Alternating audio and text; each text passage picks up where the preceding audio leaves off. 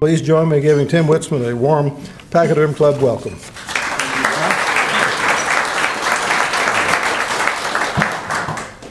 Listen, I think before we start anything, there ought to be another round of applause for winning the best club, best president, best program, although I understand they're going to take that back after this presentation. But another round.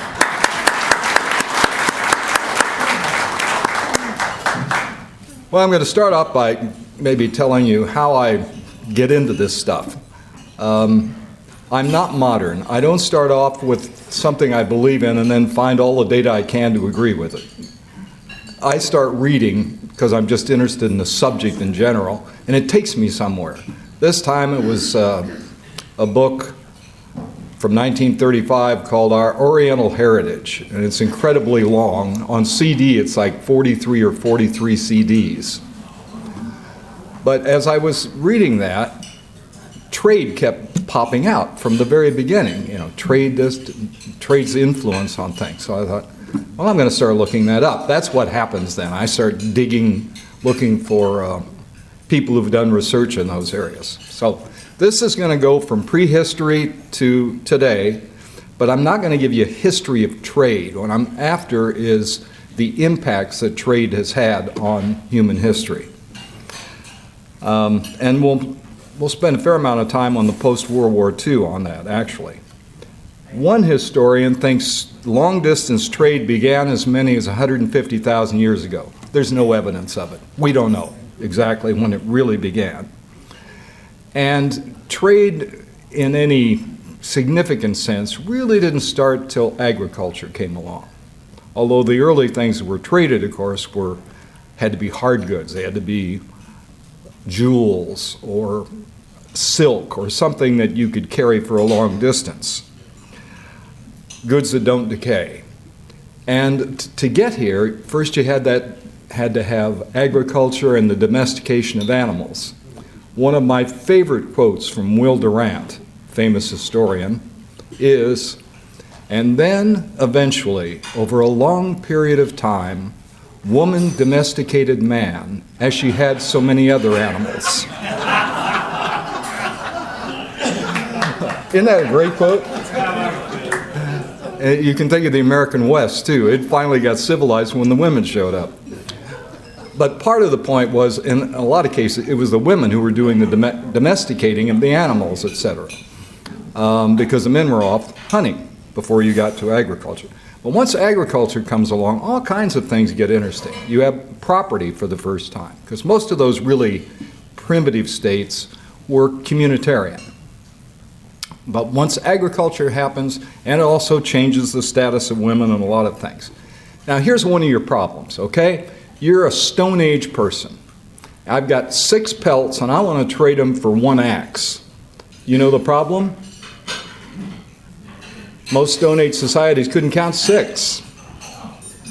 Even some of the Native American tribes, it's 1, 2, many. Now how do I trade 6 for 1? So mathematics always came along for something practical, and everybody, the historians, are pretty sure that had to do with trade. And we can find counting sticks from 10,000 years ago. We can find things that look like they were for women on menstrual cycles with the moon from about 10,000 years ago. But anything I say about where something happened, which place in the world it occurred first, that could be thrown over tomorrow. Somebody dig something up. What we're going to find is there were certain centers, but which one was actually first and sort of traded, that then went to another place, we'll have to see. Counting is not math. It's not real math until you can do operations. And we have evidence that there was division as long as 10,000 years ago. In division, you begin to have to factor things. You know what I'm talking about? The Sumerians were among the first here. And they had a number base of 60. That sound like an odd number base? Ours is 10.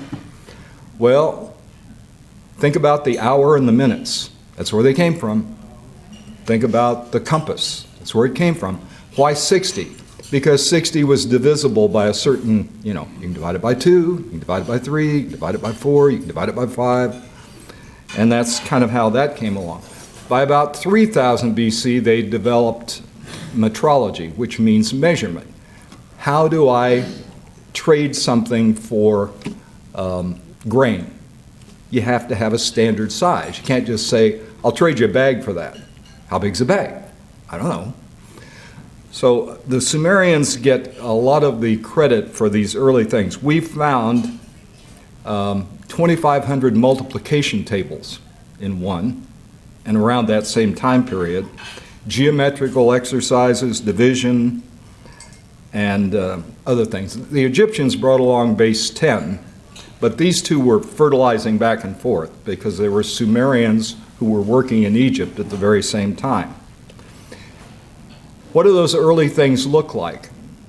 Well, I'll get to the language in just a minute, but it occurred to me as I was reading this, some of the things they were keeping track of were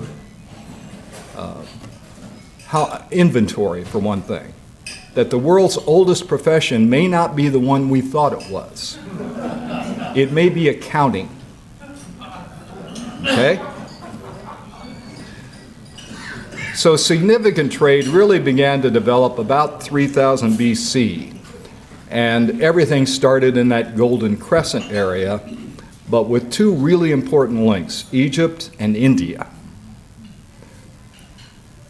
Most of that trade was by water, rivers, and then later along the coast. It was not ocean travel.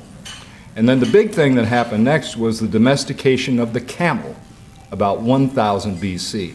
That meant you could then go across that horrible desert over toward China, toward India, etc. So there's pretty general agreement that it was, in fact, trade in some form that started mathematics, because math was always about kind of concrete solutions. It was used, geometry was developed so you could build things. That's what it was for. But then we get to written language. There'd certainly been language before, but written language, there's some argument exactly when and exactly who started it, but around 3100 BC in Sumeria and Egypt. At first, you had these things like pictographs, a picture of a certain bird, okay? And that was what was the beginning of a sort of written language. Next, what came along was more like syllables. You take some of these Egyptian pictures and you'd say, well, how do you pronounce that first one? Pear. How do you pronounce the second one? And you'd create new words out of those pictures. Follow that? We're still not up to alphabets. But the oldest written things tend to be things like taxes, tax codes, tax rules. That's sad to contemplate, isn't it? Religion, whether those are incantations or something to the gods. And the third and more prevalent that they found is, do you know what? Beer. Beer recipes, accounting of beer. Beer was hugely important. It was one of the ways people got paid in those days. So what you had was death, taxes, and the good time, right? So these people are not as far away from us as you might think. The historians think that one of the reasons for the writing was also so you could converse with somebody over a great distance. How are you going to do a deal from 1,000 miles away unless there's some way to read? And you had to get into contracts. Contracts were a big part of this. The alphabet, it's a little vague as to where that came from. But it's the same alphabet. Sometimes it's called Proto-Sinaitic, or at other times Aramaic. But it was the Phoenicians who really took that and spread it. They took it to the Jews, they took it to the Greeks, they took it to almost everybody. And who were the Phoenicians? From the Bible, they're called the Canaanites. That sound a little more familiar? They were on those cities right along the Mediterranean. They were the traders. And interestingly, they were never powerful enough to be one of the big powerhouses of the region. So what did they do? They made deals with whoever was. In fact, often they'd supply the Navy. Oh, you want to go conquer those guys? We can contract for that. So that's how the Phoenicians survived for a very long period of time. And I find this whole thing about language very interesting as to where it comes from, because some languages we still struggle to figure out where they came from. But Sanskrit from India, we think, well, that's India. Really? Okay. Is, am, are, those are all from Sanskrit. And you say, well, if I look at the Sanskrit, it doesn't sound like that. Yeah, well, the words, the sound of those words change over time. But you can find a word that is, am, and are in Greek, in Latin, all the way to English, and many of the other languages. So when we think about, where we get things, when I was a kid, we'd been so influenced by that whole period of the Nazis and race, etc., and we tended to conceive of human beings as they're this bunch of people, the Chinese, and by God, they've been there forever, right? Well, that's not quite that, because there were Caucasians who are part of the Chinese stock, the original Chinese stock. We think of another group of people, Arabs or something. Well, the way things tended to work early on was one group would conquer another. You kill the men, you enslave the children, you marry the rest. I don't mean that happened all the time, but that was a common thing that happened between these different groups. So there's a great deal of interaction, shall we say. Now, one of the things I'd always thought for decades, and because of that thinking out of the 40s and 50s that we were all these separate groups, most people didn't agree with that. And that is, I thought people have been moving around a lot more than people thought. An example, you can go out in the Gobi Desert and find Scandinavians buried almost 4,000 years ago.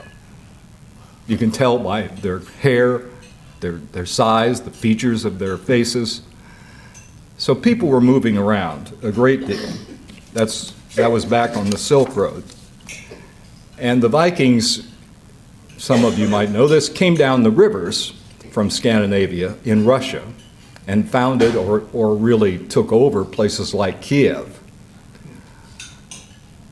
Russia, in fact, is not a Slavic name. Do you know what it's from? It's from a Viking tribe. It's not really Russian in that sense. It actually comes from the Vikings. I have to stop on the Romans for just a second because it's really hard to underestimate their impact on Western civilization. If you've had the opportunity to go to Europe, it's amazing. I mean, whether you go to Hadrian's Wall in Britain or to Vienna or to Regensburg or wherever, and you see the Roman foundations, that's where civilization ended. After that, there wasn't any civilization, all right? And they're the ones who built the roads so that even people like the Brits, who didn't, they'd been conquered, they didn't like that, but over a few hundred years began to go, as long as the Romans are here, we haven't been bothered by the Danes.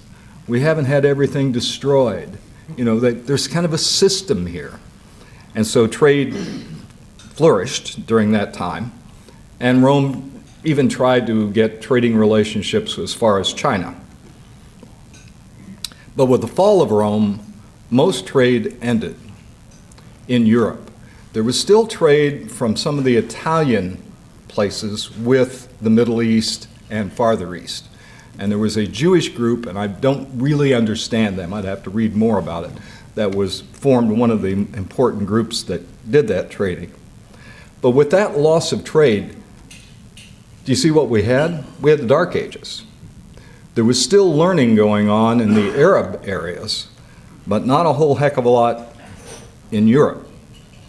Now, I don't want to say that trade is always this wonderful thing. Trade brought the plague. Not any question. Killed millions upon millions of people. The ships brought rats that brought the insects that brought the disease that killed people. Sometimes it was soldiers returning from duty in far places that did it too. But trade clearly had a negative impact there. One of the things I learned that I didn't realize is that trade partly got going again during the Mongolian domination. It was called the Pax Mongolica in the 13th and 14th centuries. When they were ruling things in that kind of middle part of Asia to the east of China, trade again developed. And you could trade along those routes as long as you played by the rules. About the 12th to 17th century, and primarily Germany, things like the Hanseatic League began to form, different cities starting to trade more with each other. And another book, how many of you read a book called 1493? Anybody? Very good book. It's about what all happened after Columbus and all the movement of things.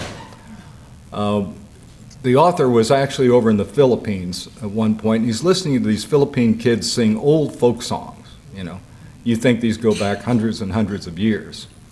And he's listening, and they're talking about different things that they grow.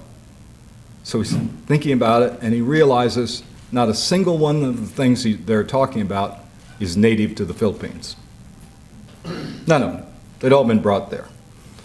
In this country, I don't know if you knew it, North America had no earthworms.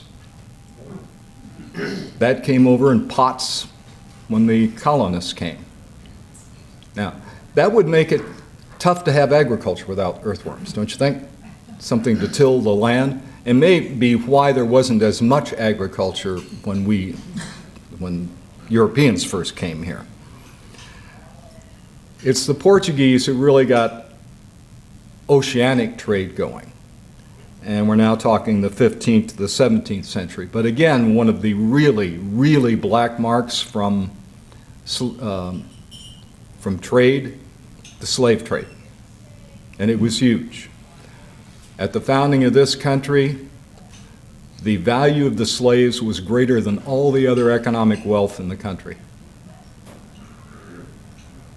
More valuable than everything else. So that's a horrible mark. Now we're into mercantilism and economic theory dominant in Europe from about the 16th to the 18th century, promoting governmental regulation for the purpose of augmenting state power at the expense of others. And it was the economic counterpart of political absolutism or absolute monarchies.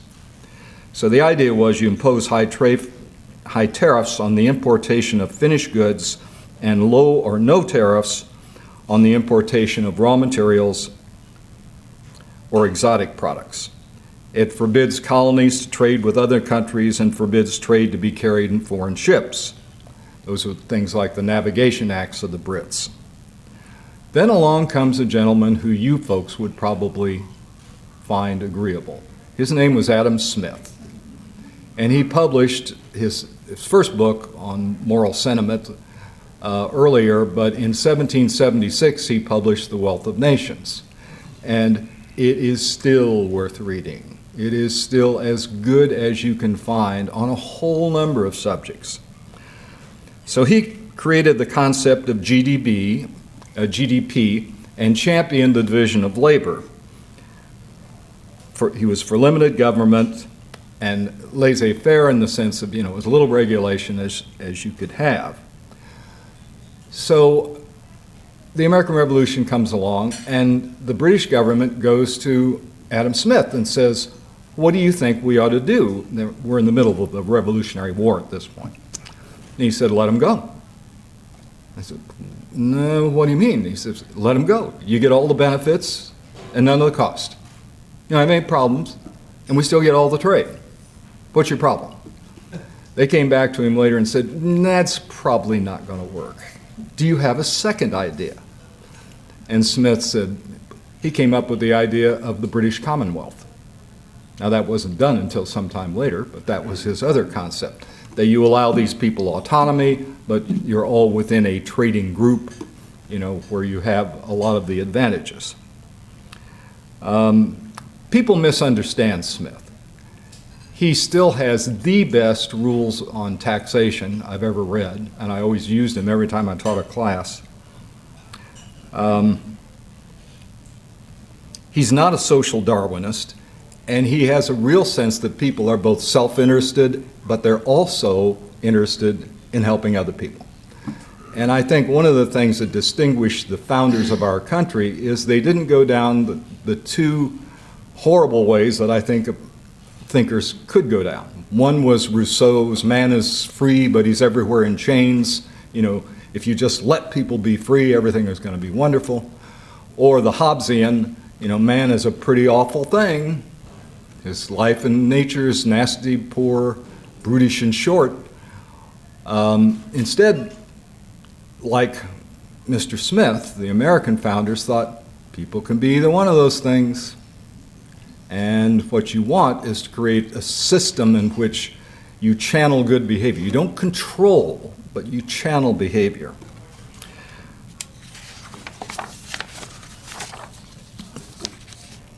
Now, to bring the trade issue to the United States at an early point, we signed the Treaty of Paris, ending our war with the Brits in 1783.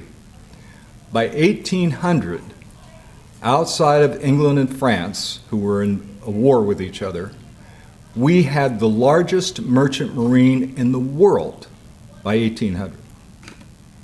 17 years. That's what trade did. But then we got in these messes. We had almost a war with France, which we avoided. We were having a terrible time with the Brits, impressing seamen, doing other things. So Jefferson, in one of his dumbest ideas, put an embargo on. We're not going to trade with you guys. So American exports went from 108 million in 1807 to 22 million in 1808. Well, after 1 year of that little experiment, he called a halt. That just wasn't a very good idea. We just about decimated. And the other thing is, Americans were really good smugglers. I mean, we really were. It didn't matter who put up rules anywhere. Our ships would sneak out of port, go someplace they weren't supposed to go, pick up things, go another place they weren't supposed to go, and come home. Okay? By I should have mentioned the Corn Laws. The Corn Laws were repealed, I think, about 1842. And the Corn Laws were part of that whole mercantilist thing and keeping prices high in England. By 1860, France and England did, in effect, something like a common market. They really cut their tariffs with each other, and the other countries began to follow that. There were a lot of people who thought World War I could not happen because the people like England and Germany, their biggest trade was with each other. Well, that didn't stop them from going to war. Now, bring the U.S. into it. At the beginning of World War I, this is going to go back to an Adam Smith thought. At the beginning of World War I, the United States was the largest debtor country in the world. We had borrowed money to build the railroads, to do all the infrastructure that we were doing in the 19th century, okay? By the end of World War I, 4 years later, the United States was the largest creditor country in the world. Part of Smith's point had been, all this stuff about domination, you guys are nuts because all it does is cost you so much. It costs everybody. Nobody ends up winning anything. Trade with each other. You can both have what you want, just trade. So that was a little bit of a lesson. You know the history of what happened in the 20s. And then we had this wonderful thing called the Smoot-Hawley tariff that was passed in 1930. But it actually had influence in 1929 when the Depression began. And by the way, the Depression really took about 2 to 3 years to fully kick in. It was not one day. But it raised our tariffs to tremendous heights. And the whole international system kind of came crashing down. Why? Because people owed us money. They didn't have a whole lot of money on their own. And once trade began to fall, that was a terrible mess. Okay, we get to the end of World War II. Now this time, people are having some different thoughts. Europe was absolutely devastated. I mean, you look at a country like Germany, the infrastructure is almost all destroyed. And trade had been badly disrupted, terribly disrupted. Franklin Delano Roosevelt, who had some very goofy ideas at times, one including that he could deal with Uncle Joe Stalin, another was that we should take Germany and turn it into this pastoral society, make them all herd goats and cattle, no industry. Well, fortunately, there were some people who saw things a little better than that. Winston Churchill, the absolute arch enemy of Nazi Germany, knew he wanted Germany back as part of Europe. He wasn't going to destroy Germany. De Gaulle understood that as well. Who else is an implacable enemy? And Harry Truman got it. Didn't take Harry too long to figure that out. In 1946, a system was put in place that they'd really been working on since about 1944. That was the Bretton Woods system. And this whole purpose of what they were doing was to unite people more and try to prevent another European war. That was the real fear. When you had two wars in a period of about 20 years, they wanted to end that. They wanted no part of it. Then in 1947, about 23 countries agreed to the GATT. Now, the U.S. didn't sign that, by the way, but we did drop our tariffs just as if we had signed it. After World War II, you have to understand, among the major countries, we're the only ones with any reserves. Nobody else has any reserves. None of the major industrial countries did. So everybody wanted to trade with us. I'm not going to try and give you that whole history here, although this is the part that I'm really fascinated with. When I was in school, I wanted to go to Europe. I wanted to study the European economic community and all that. This is back in the 60s. But Vietnam got in the way of that, so that didn't happen. By 1951, you've got the European coal and steel community. That was in another attempt to keep Germany or France from fighting with the other one. And by 1952, the things that we had done with the Marshall Plan, et cetera, Europe was exceeding the pre-war production. The GDP was higher in 7 years. That's unbelievable. In 7 years, from absolute devastation to as much and more than you had before the war started. Then in 1958, you got the European Economic Community. The only really significant round of tariffs, there have been others since then, was the Kennedy round in 64 to 67. In general, our tariffs are pretty low. And it's been others who've had to bring their tariffs down to meet ours. The golden age of trade has been called that period from about 1945 to 1970. From 48 to 68, there was almost a fourfold increase in non-commodity trade exports. And I've read all kinds of different studies, and I'll tell you, they'll disagree. They come to slightly different conclusions, but in the same direction. One economist named Rose says a common currency will increase trade about 3 times. You understand why a common currency matters?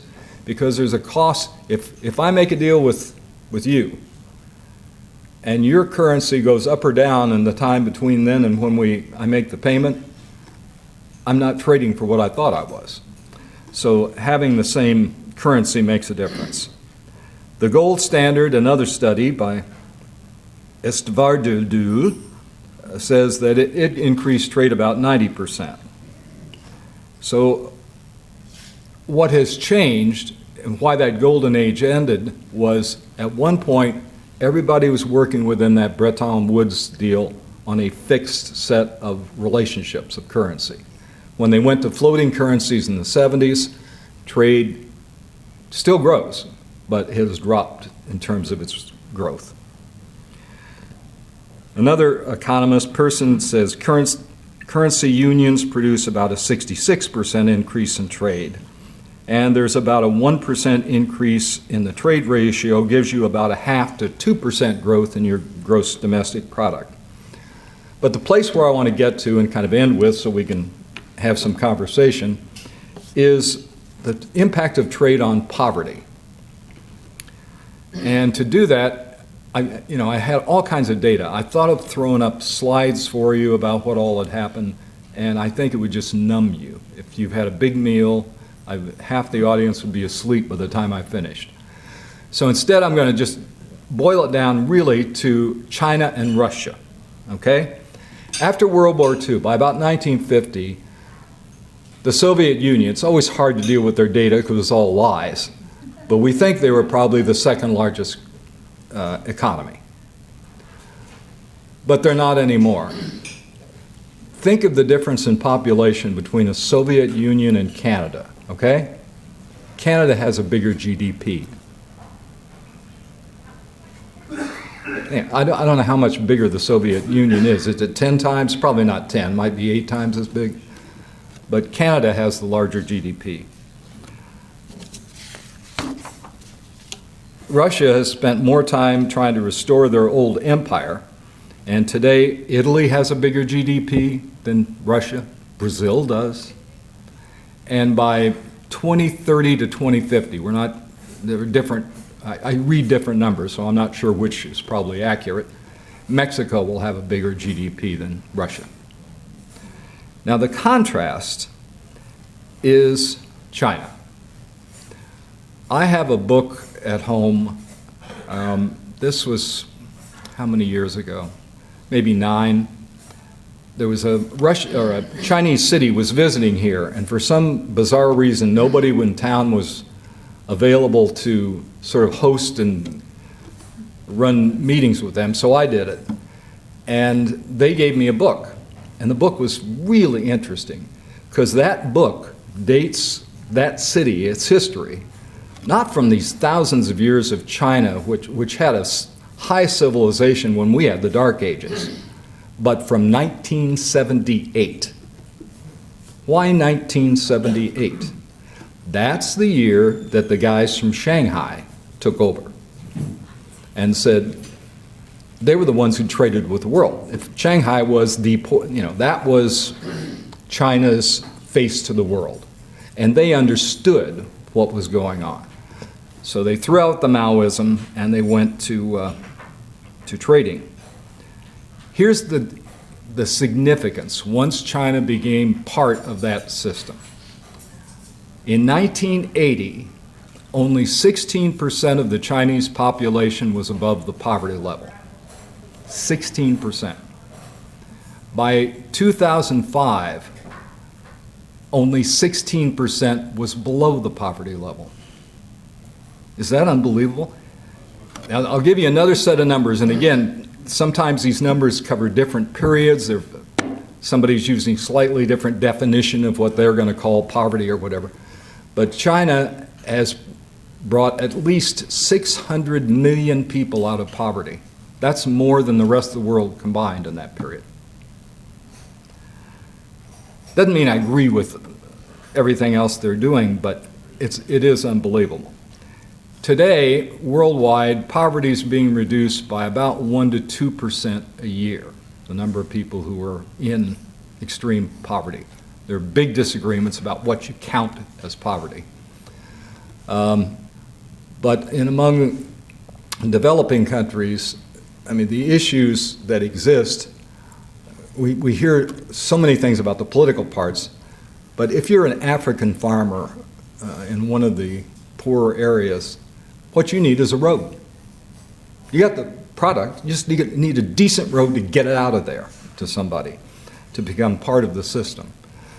So sort of my bottom line is trade has created mathematics, probably created written language. It has brought us some unfortunate things. And oh, by the way, I probably should make some comment because there are those people who say, well, trade's the cause of all of our loss of jobs. The studies I've read, about 80% of the loss of jobs in the U.S. is from technology. There is about 20% that's trade and other things. But what are you going to do about that? I remember in NPR, I like NPR because their foreign reporting is the best. I mean, to tell you, when the Soviet Union was breaking up, you listen to them, you'd get an interview with somebody who was actually there. And it was fascinating what they were thinking and where they were getting their news. They were getting the news from CNN, believe it or not, some of them. Anyway, but NPR was going on one of these sad stories about a broom factory in North Carolina that was closing. And I'm thinking, huh? What are you going to do about that? The Indonesians are going to make brooms, and we're not going to make brooms. I can't fix that. The real human dilemma is, how do you deal with people who are displaced by those kinds of changes? And Mr. Latan, when he spoke here, he was talking about retraining. And I agree with the retraining. But it also doesn't solve everything, because when people talk about that, what they forget is you're in a place where a whole type of industry is closed down. I can train you in something else. Are there any jobs in that in your town? No. You're probably going to have to move. And there are a lot of people who don't want to do that. So it's a much more complicated issue than a lot of people would let on. But that's basically my little story of trade for you, and be happy to talk to you about whatever you want to talk about on that. All right, here I come with the mic. Thank you, Tim. Do you see Bitcoin becoming a significant trade in the future? I don't think I'm know enough, smart enough to answer that question. In its current form, I don't think so, but I don't, you could find 10 people in Silicon Valley who know more about that subject than I do. I mean, if you stopped on one corner, you could find 10. Two questions on related points. Two excellent books that relate to your subject of The Battle of Bretton Woods, John Maynard Keynes versus Harry Dexter White. I don't know if you're familiar with that. I think the author's name is Steele. And Neil Ferguson's The Civilization, the West and the Rest, in terms of the rise of the rule of law and the importance of the rule of law in exchange. And you talked about currency, but without negotiating, arbitrating differences, it's a real challenge. I was curious if you were familiar with either of those books and the rule of law aspect of trade. Well, rule of law, absolutely. If Americans who don't like lawyers, you go somewhere else, you'll like lawyers. I mean, contracts matter hugely, and that was one of the things that ancient China was very good about, the enforcement of contract. If you had a contract, it was pretty solid. There are two things you can look at every year, and that'll give you a clue as to how a country is going to grow. One of those is that measures of economic freedom. I can't remember who does it, Heritage, or I can't remember who produces that, but that's worth looking at. And the other is the index of corruption. If you look at those two, you pretty well know who can make it and who can't. If you have a system in which people have a reasonable amount of freedom to engage in commerce as they see fit, and where the government is honest, you got a pretty good shot. I remember when I was in China, how many years ago? 15 to 20. My impression was, as I walked down the street, I saw all this vitality among the normal average Chinese. And then the government would take us, we were a trade mission, out to see one of their what they call enterprise zones. And what it consisted of was a whole bunch of buildings they built for companies to come in empty. I mean, the planning that they were doing was so disassociated from the reality. But the people were doing quite well. The Chinese have always been really good business people. All you had to do is get out of their way, and they can do quite well. Well, interesting that you brought that up, because my question is, you made a comment about World War I that nobody thought that England and Germany would go to war because they were such strong partners. Made me think about the United States and China. Where do you think we're going with this? I think the real question is, where's China going to go? As you develop this middle class, as you now have 84% of the country above poverty, how long do they put up with things? It's not just the political control, it's pollution. When I got off the plane in Beijing back then, I walked outside, I got lightheaded. And I'm thinking, why am I lightheaded? It was the pollution. I wasn't used to it. 3 days, sun shone every day, never saw the sun. So I'm not sure, it's up to the Chinese to figure that out. What are they going to do? In some ways, I think they're more dangerous if they liberalize and become like us, because they'll have such an economic base. They're supposed to pass us somewhere here between 2030 and 2050. I'm a little more scared of them that way than I am as a more incompetent control group. Thank you. That's very interesting. I want to thank you for your insightful presentation, especially with respect to Lori's last question.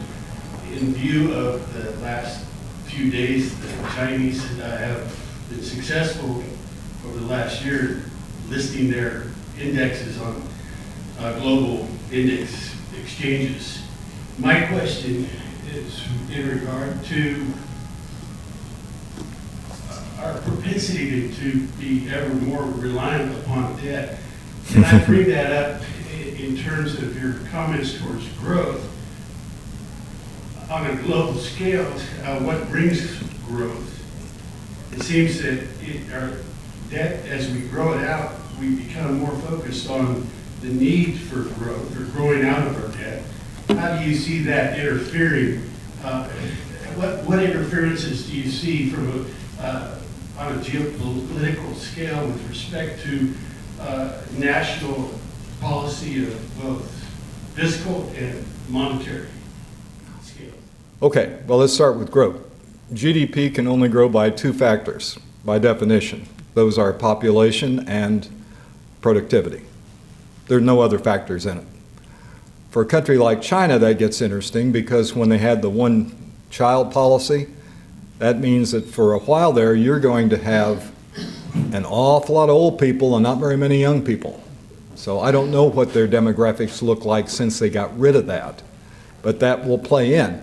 For Europe and Russia, it's devastating.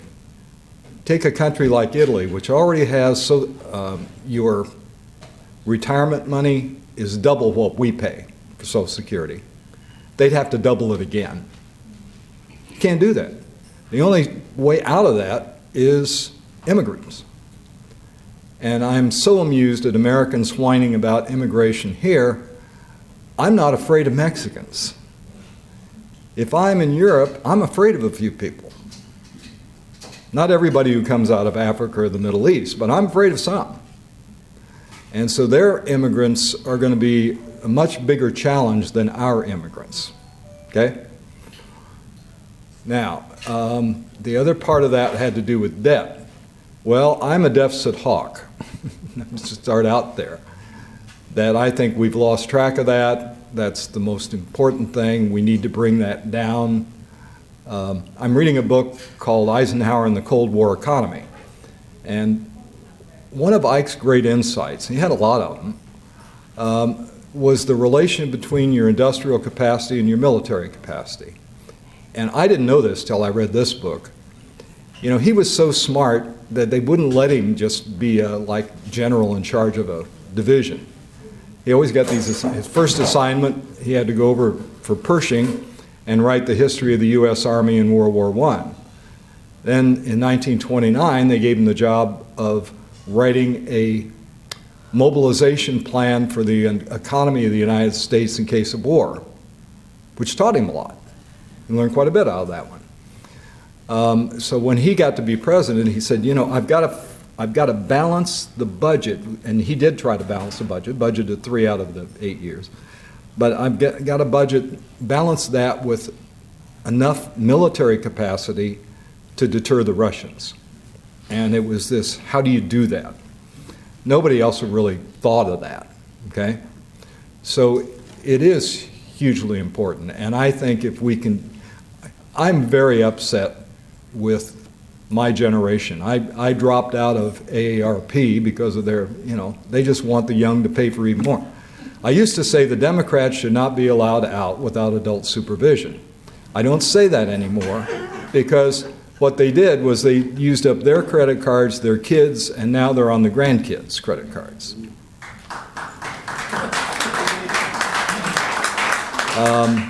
And that's the most fundamental thing. But I am unhappy with both parties because you keep talking about stupid things that don't matter. What matters are the economic things. That matters to everyone, particularly the poorest people. And if I get mad at the Republicans sometimes, they sort of throw a thing to the poor, but what are you going to do about it? You have to have practical things. They are not the government programs that give everybody a bunch of money, but there are things that you really do need to do to make it more possible. I'll give you an example. I disagree with, not disagree. Bernie Sanders, the socialist, wants everybody to be able to go to college. That's not what's needed. It's ridiculous. I would, and I've advocated this for 25 years, everyone who gets through high school or then later gets a GED gets a voucher for 1 year of tech or junior college. If you can get that far, you can then make yourself useful and able to earn a reasonable income. Now, I'll give you where that does work. In Germany, 83% of the population gets either a college degree or a technical degree. Okay? What's significant about 83%? Because 17% of the population has an IQ below 90. Now, I'm not saying there aren't people at 89 IQ who couldn't get something, but the point is they're educating everybody that it's possible to educate to the level of a technical degree. That's a much better, you ask, well, how can they succeed when they have higher costs and, higher union this and higher, because they use all their people, and quite well. If you had a developing country, they end up sending these kids off to college who come back and then they don't have jobs and they want to start a revolution. A heck of a lot better getting some people who could then be a supervisor or superintendent in a plant you bring in and raise yourselves up. I'm not anti-college, I can't be that. That's not the point. But I think Bernie doesn't get it. Hi, most of us have relatives or ancestors that came from Europe. Can you tell the club the difference, and we know some of the differences that are happening right now, between the European Union and the common market? And would it be better if they went back to a common market so they could have closed borders and things like that? Well, I mean, that's the whole series of acts that got them to where they are. The currency makes a big difference, and Britain's going to find that out. Every study I've ever seen, it just makes a huge difference if you can be under a common currency. The dilemma they've got is that they got themselves to a point where they had a lot of rules, and they had a lot of regulations, but they don't really have any democratic control over that. And the countries are unwilling to give that control, for a parliament to give its control to a European parliament or whatever. So they're in this iffy thing where a country can cheat on their budget and create a mess for everybody else, with the Germans bailing them out, which is typically what they did almost every time. So I'm not sure what their answer is, but they're going to have to sort that out. One of the things that I find the most amusing today is that France, of all countries, may be the model for where to go right now. Isn't that weird? France, of all places. But the socialists went from 310 seats to less than 10% of the vote. I mean, that's unbelievable. Can you imagine one of our parties going from a majority to less than 10% of the vote in one election. It's going to be interesting what Macron can do, because the French unions are the most vicious in Europe, and they will try to tear that place apart when he tries to change the work rules. The Germans changed their work rules. There was a time 20-some years ago in Germany, you fire somebody, 5 years later, you were still paying 60% of what you were paying for them when they worked for you.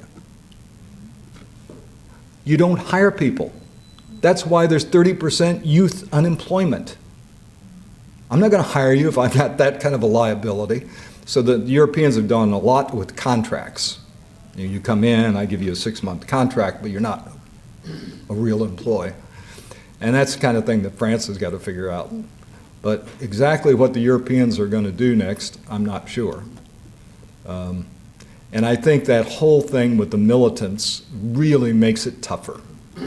It just complicates everything. There are things they might be willing to do, but with that in the mix, I mean, that's a lot uglier than what we've faced since 9/11. Tim Witsman, let's give Okay. him a standing thank you. A lot of research here. Thank you, sir. Thank you, card. All right, I like that. One question. Yeah. What do you think about Trump's trade policies? You I- have a- Yeah, all right. Give us just a little more on that. I'm not worried about Donald Trump domestically, because I think Congress and the courts can leaven anything out that he does there. He worries me greatly on international, because I think he does not understand the system. What I didn't say to you was about trade. We and a few of the Europeans put that whole thing together after World War II. De Gasperi from Italy, Monet and Mollet from France, Paul-Henri Spaak from Belgium. And it was brilliant stuff. And that's our game, guys. And for us to turn our back on our game, I think, is historically wrong. So. Tim Witsman.